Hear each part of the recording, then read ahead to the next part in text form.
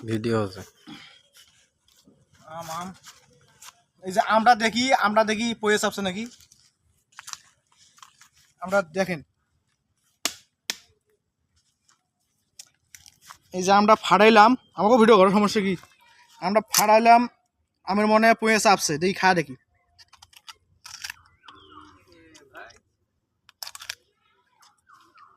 এই যে 99% পয়ে চাবি গেছে মানে ঈদের পর অনেক সম্ভাবনা আম পাকার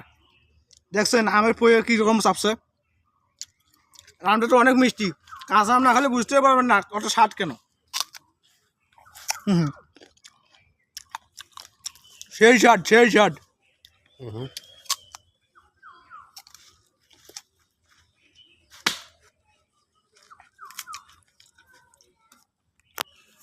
খাও